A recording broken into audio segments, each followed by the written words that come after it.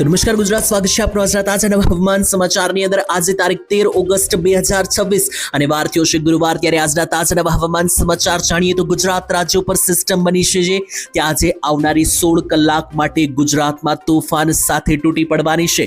વરસાદની સિસ્ટમો હવે વધારે ગાઢ બનતી જોવા મળી રહી છે અને ગુજરાત રાજ્ય ઉપર કાળા ડિબાંગ વાદળોનું જોર વધી રહ્યું છે. ત્યારે આજનો દિવસ ખતરાથી ખાલી રહેવાનો નથી, કારણ કે ગુજરાત રાજ્ય પર મોટું સંકટ તોડાઈ રહ્યું છે વરસાદનું. ત્યારે જે પણ મિત્રો નવી આગાહીઓ આવી રહી છે બધી અમે તમારી સામે લઈને આવેલા છીએ. સિસ્ટમો અત્યારે હાલ 2 લો પ્રેશર ભાગોમાં વહેંચાઈ ચૂકી છે. આવનારી કલાકોમાં લો પ્રેશરથી માંડીને શિયર ઝોન અને મોન્સૂન ટ્રફ એક સાથે 3 થી 4 સિસ્ટમ ગુજરાત રાજ્ય પર તોફાન મચાવતી જોવા મળી રહી છે.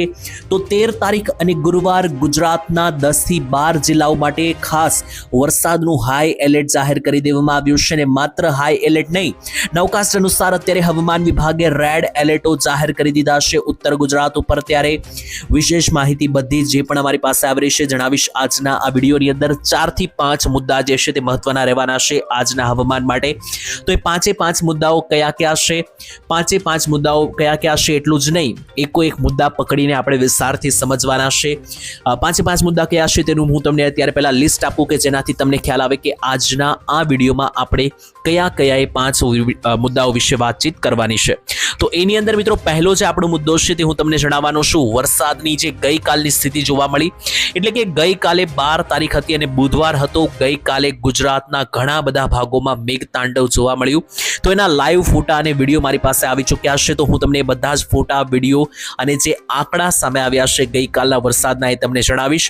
બીજા નંબરે આપણે વાત કરીશું આજની, એટલે 13 તારીખ ગુરુવાર વહેલી સવારથી શરૂ થયેલું મેઘતાંડવ આજે બપોર પછી અને મોડી રાત્રિના 12 વાગ્યા સુધી જે તાંડવ ચાલવાનું છે એમાં કયા ભાગોમાં વરસાદ પડશે એક ગામના નામ સાથે જાણીશું, જેનાથી તમને પણ તમારા ગામ વિશેની પણ વિશેષ અપડેટ જે પણ અમારી પાસે આવી રહી છે મળી જાય. ત્રીજા નંબરે ખાસ મિત્રો વાત કરવાની છે પૂરેપૂરી વરસાદની સિસ્ટમ વિશે, એટલે આખી સિસ્ટમ કઈ તારીખે કઈ જગ્યાએ જોવા મળી રહેશે, કેટલા દિવસ હજુ આ રાઉન્ડ ચાલવાનો છે, કયા જિલ્લામાં, એ વિશેષ મિત્રો માહિતી સિસ્ટમને લઈને તમને આપીશ.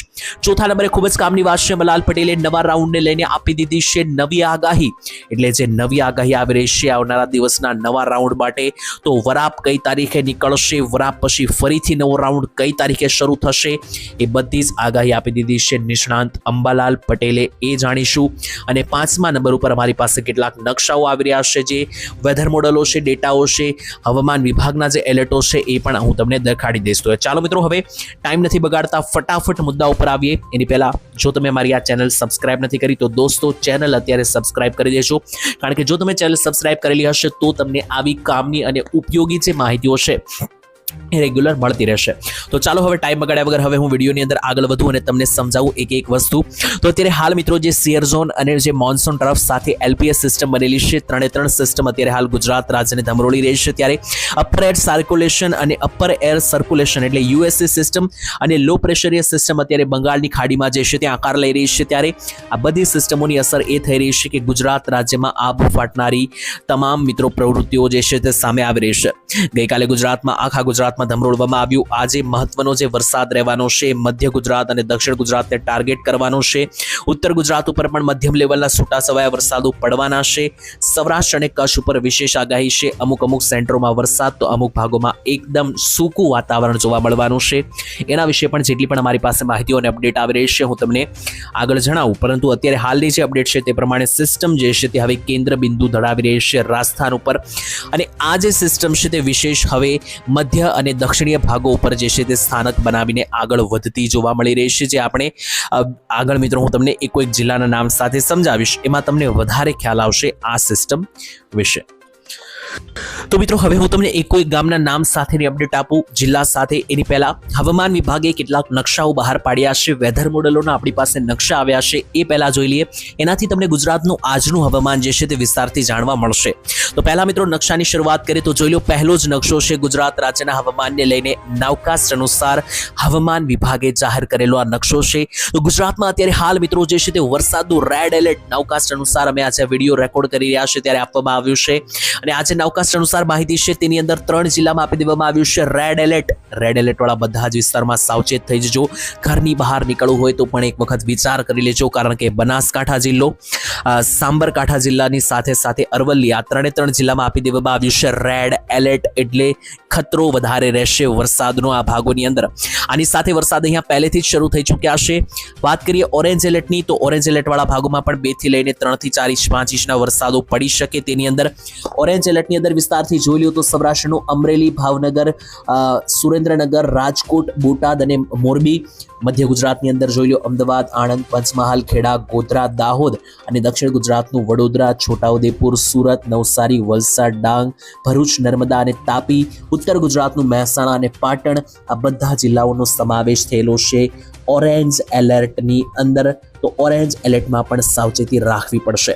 આટલું જ નહીં મિત્રો, અહીંયાથી આગળ વધી અને ગઈકાલના ડેટા જે આવી રહ્યા છે જોઈ લો. ગઈકાલે 12 તારીખ હતી, ગુજરાતમાં આભ ફાટી વળ્યું છે. જોઈ લો બનાસકાંઠાના મિત્રો વડગામમાં લાઈવ અપડેટ, મહેસાણાના કડીમાં પણ જુઓ લાઈવ વરસાદ. આ બધા ફોટા અમારી પાસે આવ્યા છે, અને ફોટા જ નહીં આંકડાઓ પણ જોઈ લો મિત્રો. તો ગઈકાલે સાબરકાંઠામાં જે છે તે આભ ફાટ્યું છે. ઓલ ઓવર ટોટલ 7 થી 10 ઇંચના વરસાદ પડ્યા છે, જેમાં ખેડબ્રહ્મામાં 3 ઇંચ છે, સાબરકાંઠાના વડાલીમાં 2.5 ઇંચ છે.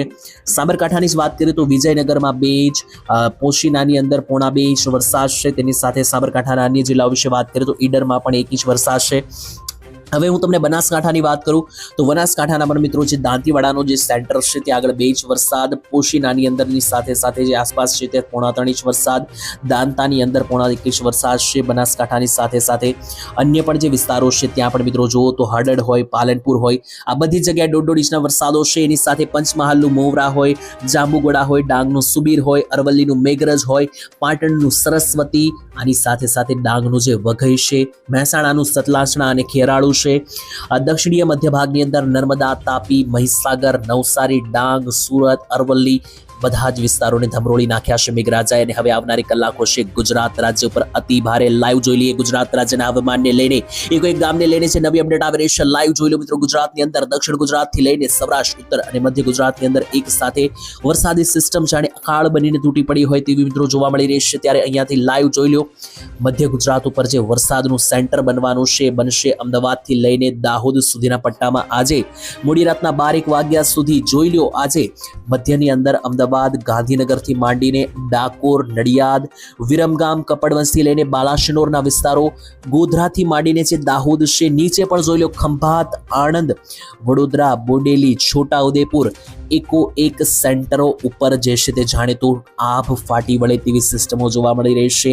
કાળા ડિબાંગ વાદળોએ ગુજરાતને ઘેરી લીધું છે, અને આવનારી કલાકોમાં જેટલા પણ વાદળો છે બધા જ ગુજરાત રાજ્યના મધ્ય ભાગો ઉપર કડાકા ભડાકા સાથે જાણે તૂટી પડે તેવું લાગી રહ્યું છે. અને આટલું જ નહીં, અહીંયાથી નીચે દક્ષિણ ગુજરાત ઉપર તો આનાથી વધારે વરસાદનું હાઈ એલર્ટ છે. વડોદરાથી લઈને જે છોટાઉદેપુર બાજુનો વિસ્તાર છે ત્યાં તો આગળ રેડ પટ્ટો બની રહ્યો છે. એથી વડોદરા, છોટાઉદેપુર, ભરૂચ અને જે નર્મદા, આ 4 જિલ્લા રહેલા છે પાસે. ભરૂચ, નર્મદા, વડોદરા, છોટાઉદેપુર, 4 જિલ્લામાં તૈયાર થઈ જજો. આજે મિત્રો જે છે તે વરસાદ ભૂક્કા બોલાવી શકે, અને માત્ર વરસાદ નહીં, પવન અને ગાજવીજ સાથેના વરસાદો પણ પડી શકે. એની નીચેના જે 6 જિલ્લા છે, 4-5 જિલ્લા છે, ત્યાં મિત્રો કોઈ એવું ખાસ આગાહી નથી, પરંતુ હા મધ્યમ લેવલના એકાદ ઇંચના વરસાદ તો આવી શકે. એમાં સુરત આવેલું છે, તાપી આવેલું છે, નવસારી, વલસાડ અને ડાંગ, 5 જિલ્લામાં ઝાપટા સ્વરૂપે વરસાદની આગાહી છે. મધ્યની અંદર વાત થઈ ગઈ, દક્ષિણની અંદર થઈ ગઈ. હવે ઉત્તર ગુજરાત, અસલી ખતરો, સિસ્ટમનું રેડ એલર્ટ લાઈવ. જી હા, હવામાન વિભાગનું રેડ એલર્ટ આવી ચૂક્યું છે. કયા જિલ્લા ઉપર? તો બનાસકાંઠા જિલ્લામાં આવતા જે ડીસા, પાલનપુર, મિત્રો બનાસકાંઠાની અંદર ધાનેરા, સુઈગામના જે વિસ્તારો છે આનાથી લઈને વાવથરા છે. જમણી બાજુ આવે તો સાબરકાંઠાનો જે એરિયા છે અને અરવલ્લી છે, આ 3 જિલ્લામાં છે અત્યારે હવામાન વિભાગનું રેડ એલર્ટ. એટલે અહીંયા તો વાત જ નથી કરવાની, વરસાદ જે છે તે તમામ રેકોર્ડ તોડવાનો છે. પરંતુ મધ્યની અંદર જે મહેસાણા અને પાટણ છે ત્યાં આગળ સતલાસણાના વિસ્તારોથી લઈને સામી, કડી, રાધનપુર, સાંતલપુર, દિયોદર, થરાદ, ભાદસણ, સિદ્ધપુર, ઊંઝાથી લઈને જે મિત્રો મોડાસા, પ્રાંતિજ, બાયડના વિસ્તારો છે, ખેડબ્રહ્મા છે, આ બધા જ વિસ્તારોને એક પછી છેક આ સિસ્ટમ જાણે ધમરોળતી જશે તેવું લાગી રહ્યું છે. સૌરાષ્ટ્રમાં આવી જાઓ હવે ફટાફટ સૌરાષ્ટ્ર અને કચ્છ વિશેની અપડેટ પણ આપી જ દઉં. સૌરાષ્ટ્રમાં મિત્રો વરસાદનો આજે જેમ જેમ સાંજ પડતી જશે એમ એમ વરસાદનું જોર ઘટતું જશે, કારણ કે સવારથી બપોર સુધીમાં તો વરસાદ સારો છે, પરંતુ ધીમે ધીમે જેમ જેમ સાંજ પડતી જશે તેમ પછી મિત્રો વરસાદનું કોઈ જોર સૌરાષ્ટ્રમાં નહીં રહે. પરંતુ વહેલા મિત્રો જોઈ લો તો સૌરાષ્ટ્રના છતાં પણ કયા કયા જિલ્લામાં વરસાદ છે, તો મિત્રો 3 જિલ્લામાં સારો એવો વરસાદ છે. બોટાદ હોય, ભાવનગર હોય કે પછી અમરેલી હોય. ઉપર જુઓ તો સુરેન્દ્રનગર, રાજકોટ, એટલે ટોટલ આ 5 જિલ્લા થઈ ગયા. રાજકોટ, સુરેન્દ્રનગર, બોટાદ, ભાવનગર અને અમરેલી આ 5 જિલ્લામાં વરસાદ સારી કક્ષાનો જોવા મળશે સૌરાષ્ટ્રમાં. બાકી પોરબંદર, દ્વારકા, જામનગર, જુનાગઢ કે ગીર સોમનાથ હોય અહીંયા કોઈ ખાસ લેવલના વરસાદોની આગાહી નથી. કચ્છની વાત કરું તો કચ્છમાં પણ મિત્રો કંઈક એવું જ જોવા મળી રહ્યું છે. કાંઈક કોઈ ખાસ લેવલનો મોટો વરસાદ નથી, પરંતુ મધ્યમ લેવલના જ એ રીતના ઝાપટા જોવા મળી રહ્યા છે. તો આ રીતના સંપૂર્ણ અપડેટ છે મિત્રો. આવતીકાલનું પણ હવામાન જોઈ લો તો 14 તારીખથી વરસાદી સિસ્ટમ થોડી નબળી પડશે.